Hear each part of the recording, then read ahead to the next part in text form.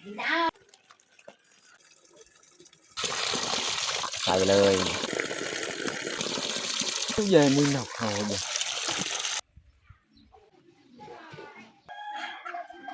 ลุงกลับมาเรียบร้อย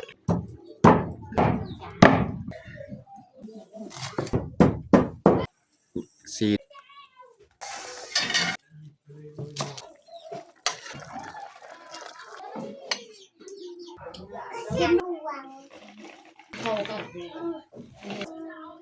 ลุงกับพอนั่งกินน้ำตาอย่าลืมกดไลค์กดแชร์และกดติดตามเด้อพี่น้องกล่าวทักทายสบายดีเบิร์ดสู้ครูสู้คนเนาะยินดีต้อนรับเขาสู้สองบ่าวยืงเนาะแล้วก็ไผที่มาเบิ่งมาชมคลิปบ่าวยืงกับบ่าวยืงก็ขอให้ทุกคนร่ำรวยๆสุขภาพแข็งแรงเนาะแล้วก็สำหรับคลิปมื้อนี้แม่นข่อยสิพาเมียเก็บเสื้อผ้าหรือว่าเครื่องของน้องแพงน้องพลอยเอาไปซักเนาะเพราะว่าลายมือแล้วเฮาใส่เครื่องก็สิเบิดแหละบ่มีเครื่องใส่มีแต่โตใส่แล้วนี่เฮาก็เลยเก็บเครื่องของหั่นแล้วก็ไปซักมื้อนี้เนาะแล้วก็อันซองมาก็แม่นมีลุงจากบ้านบ่บิงหรือว่าจากบ้านน้องเย่งนี่แหละลุงที่เฮาไปร่วมงานบุญขึ้นเฮือนใหม่เพิ่นมื้อนั้นแหละคลิปก่อนๆหั่นเนาะก็เลยมื้อนี้เพิ่นมายามอยู่บ้านเฮาก็คือมาแกะฮีตนี่แหละฮีตตามอ่าภาษาบ้านเฮาหมู่บ้านบ้านเฮาแหละเพิ่นก็มาแกะฮีตมื้อนี้เนาะก็เลยเบายืงก็บ่ได้เข้าให้หลายมื้อแล้วเบายืงก็บ่ได้เข้าให้อยู่บ้าน 3-4 มื้อแล้วบางทีมื้ออื่นมื้อฮือเฮาก็สิเริ่มต่ออีกเข้าให้ทางให้อีกเนาะมื้อนี้นี่แม่นเฮาพักสักเครื่องนำแล้วก็ตอนรับลุงเพิ่นมาเยี่ยมอยู่บ้านเฮามื้อนี้เนาะโอเคแม่แต่ทุกคนติดตามเบิ่งติดตามชมกับพวกเฮาได้ยาวเลย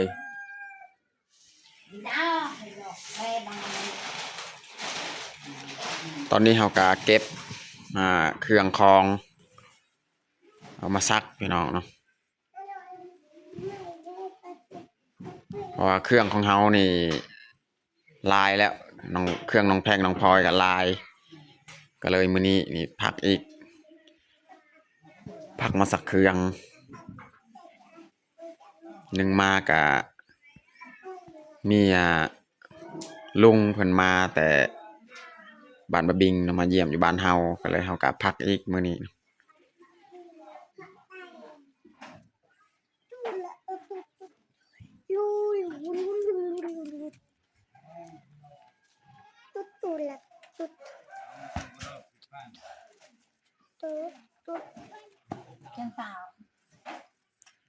ดอก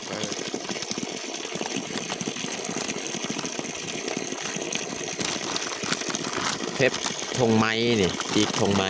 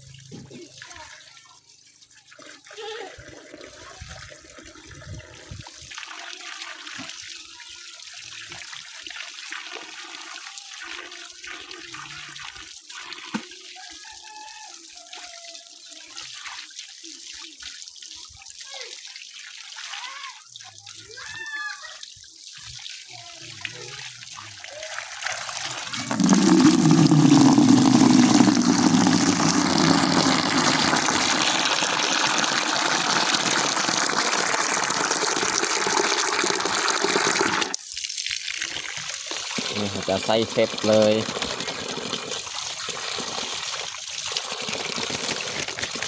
เราจะซักเทละน้อยเทละน้อยใส่กระคุนี่แหละเอาเสื้อผ้าใส่เลย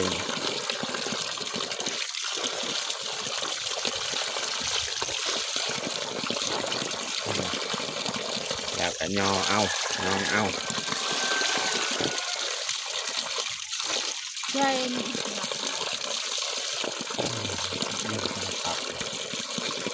เอาไป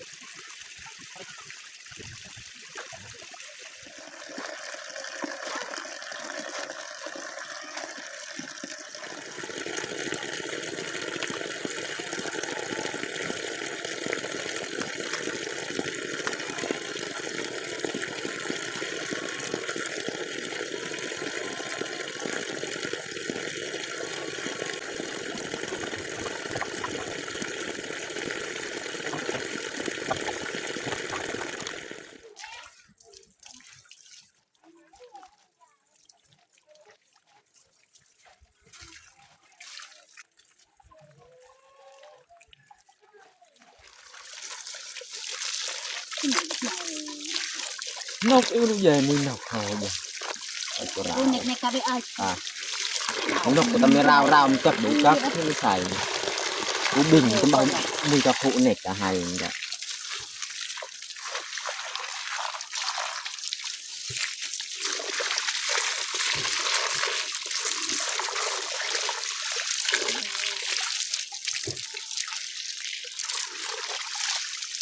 chẳng là kita rồi đọc đạt được ta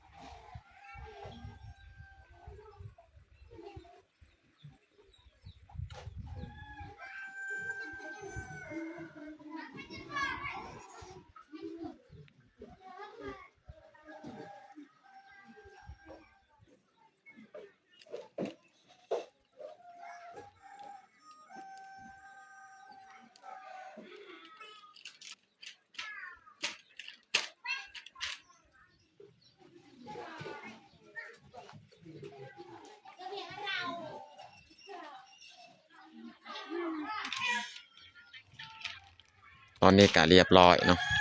ตากเครื่องของเฮา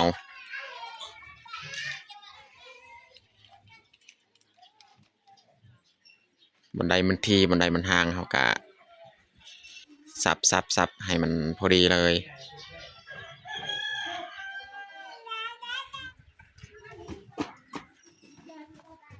ส่งน้องแพงน้องพลอยนี่ลายขนาดพี่น้อง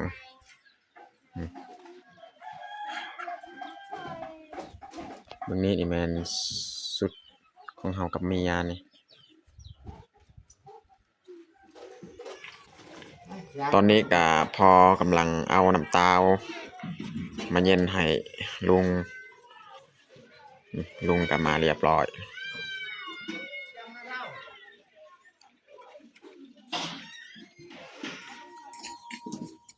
ตอนนี้แมนตอนแรงเลยพี่น้องเนาะเพราะว่าตอนเที่ยงเมื่อกี้บ่ทันเขาถ่ายมันคาเวียกเพราะว่าตอนเที่ยงเมื่อกี้ไปฮับลุงมาจากบ้านบะบิงเนาะก็เลยนี่ตอนแรงเมียกำลังนึ่งข้าวเนาะหลังจากเมียนึ่งข้าวแล้วจักหน่อยข่อยสิเฮ็ดอาหารอีกเนาะเพื่อเฮาสิเลี้ยงลุงของเพิ่นมาเพราะว่าข่อยไปฮับเอาช่วงเที่ยงเมื่อกี้แหละนี่หลังจากเมียนึ่งข้าวเรียบร้อยบัดนี้ข่อยสิเฮ็ดอาหารเนาะเพื่อสิเอากระดูกหมูนี่พี่น้องเนาะกระดูกแขนกระดูกขานี่แหละสิมาต้มเฮ็ดอาหารให้ลุงเพิ่นแล้วก็กับอาหารเขาเองแหละอาหารแรงเลย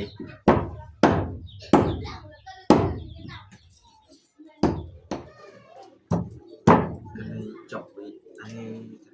ไปลงน้ำใส่ก็ได้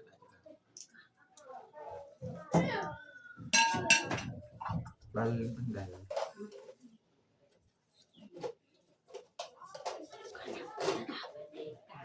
ว่าอันไหนเป็นอะไรอย่างนี้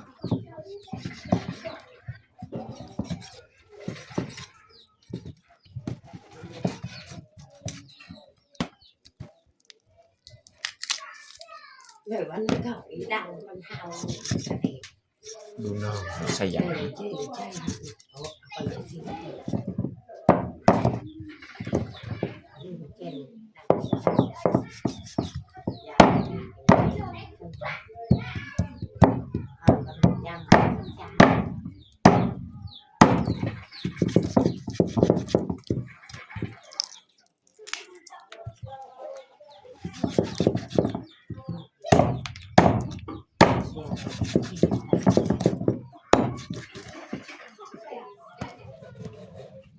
ใส่กับ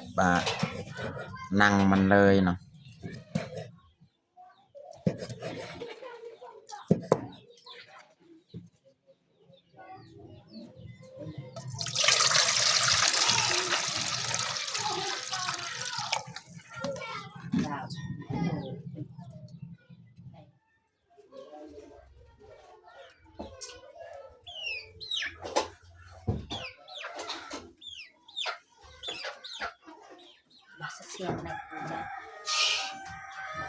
นี่แหละตัวเฮา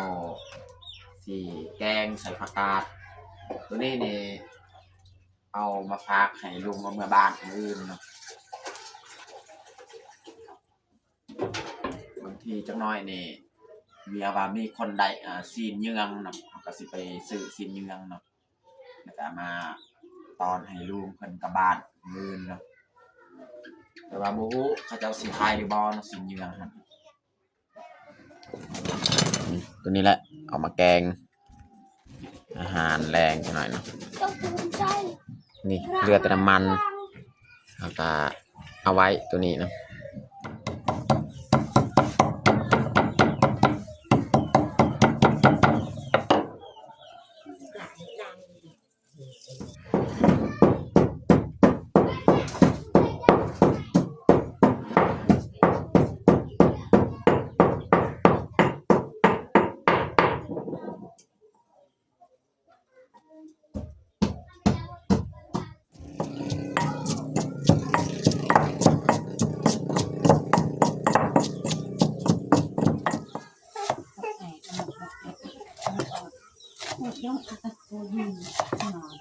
ซอยหอมแดงอันนี้แมนคิง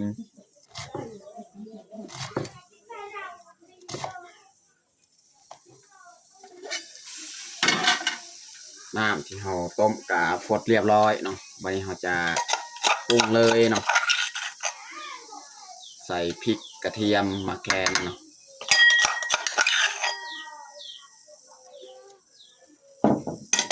แล้วก็ใส่ใบขี้หูดแห้งนี่แล้วก็ใส่หอมแดง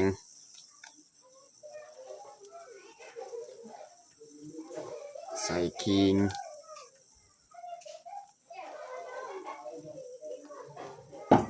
ใส่ผงนัว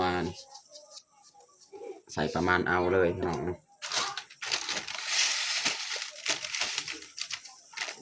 ใส่เกลือใส่น้ำปลา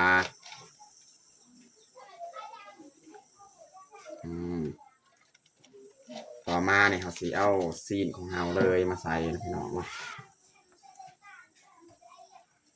ซีนกระดูกมันแหละนี่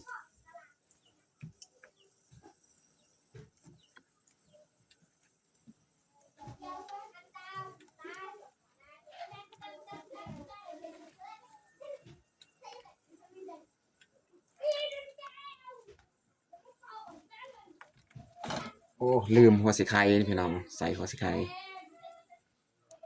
นะเรียบร้อยพี่น้องนี่เขาสีซอยผักของเราไว้เลย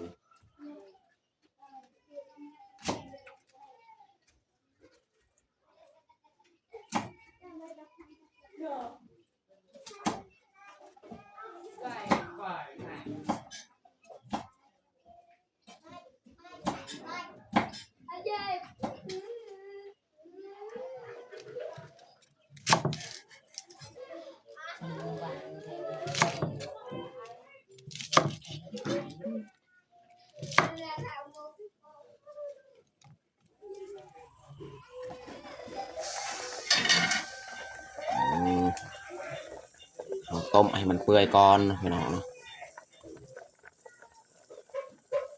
มีกระดูกขาแขนต้องต้มให้มันเปื่อยนี่เขาสีใส่ผักอีกเนาะตอนนี้ก็น่าจะเปื่อยแล้วลองต้มกะประมาณครึ่งชั่วโมงแล้วมันจะใส่ผัก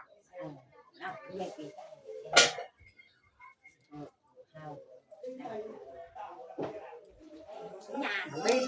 giờ là gì cả Tại bà mình hay nhưng hay để này nhạc đây ôi nhà nhưng nhờ cả cằn hay đưa mày cho bà được thì tầm mấy đồ kia anh nhà tao cũng nào tầm nó mà đã ai cả cho tí làm cha thầy เปิดรับจ้างหอนอันในห้องก็อีกลำจะอัด thầm bạn mới đại đâu ao xe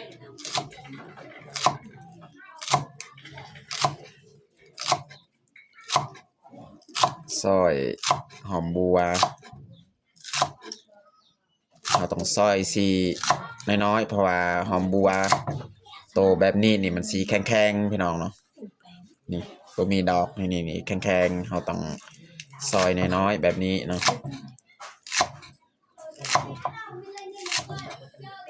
ของดอกมันนำกินนำเลยดอกมัน anh là từng phải cả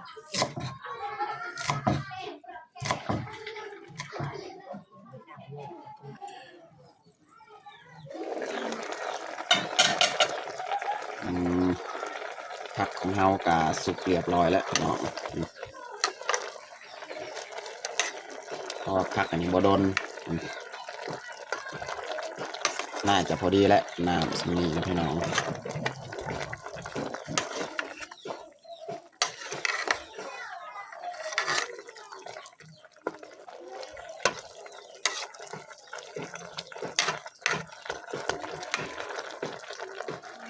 สุดท้ายนี่ใส่หอมบัวเลยเรียบร้อย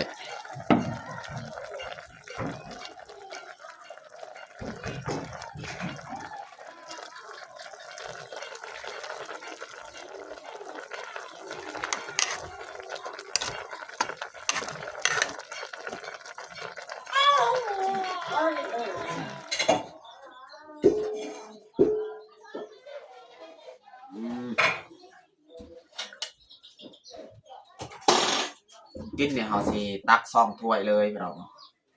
ถ้วยหนึงเนี่ยแม่นให้ลุงเนาะแล้วถ้วยหนึงเนี่ยแม่นให้เฮา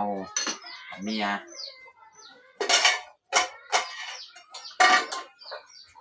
ส่วนเมียเนี่ยให้ เฮ็ดสีนไก่นะพี่น้องสีนไก่ที่ลุงเอามาจากบ้านเพิ่นนะ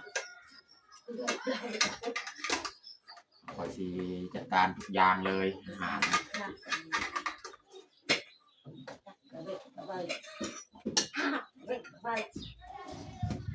ารอันนี้ก็บ่แม่นไปให้ผู้หญิงเฮ็ดชายก็เฮ็ดได้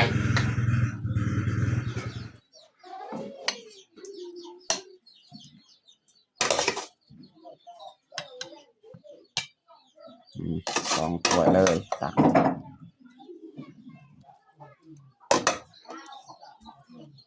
ถ้วยนี้แม่นให้ลุงนี่ถ้วยนี้ส่วนถ้วยนี้แม่นเฮากับเมีย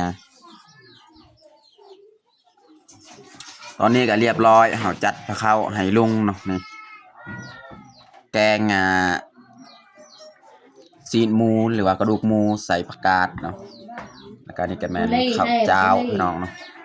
ปรุงข้าวเจ้าอันนี้ของแม่กับข้าวเจ้าคือกันนี่ส่วนเบิ่งนี้แม่นอาหารของแม่นี่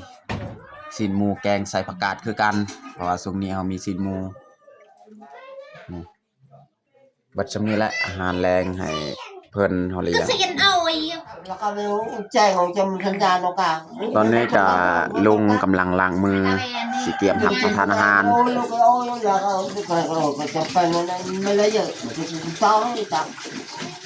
พ่อแม่ก็เป็นชาวต่างๆเชิญ ใหญ่ใหญ่ ยังไงก็ต้องโอกาส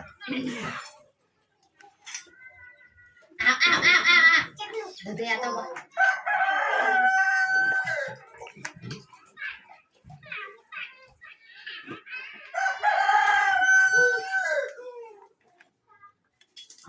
จ้าแล้วเจ้า จ้าผมไม่ทายคนไทยจ้า จ้า ดักแอร์ดาวก็ดักนั่นเลย ค่ะเขาใหญ่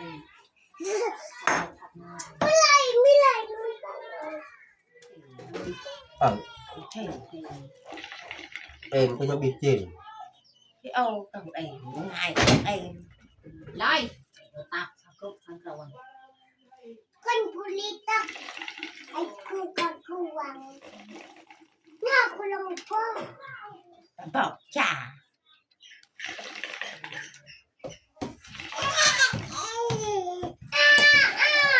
นี่ก็หลอกครับโอ้ครับเว้ยลูกคนละตัวตะโดนเอง โคกับนี่นะเอาของเจ็ดที่เป็นเอามาเว้ยจะกดโจน เดี๋ยวแช่ตัวย่อย โจนยังไม่ได้เลยกดโจน มันจีนี่นี่เจ็บกูเม็ดเอาไว้ยังโนจาม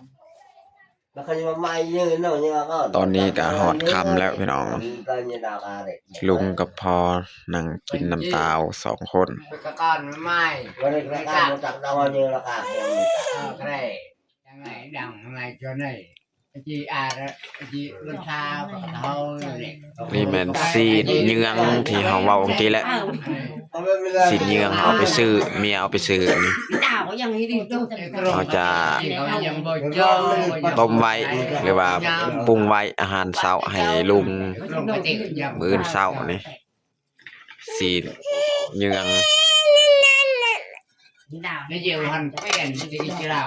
cái đồ của cái đồ mà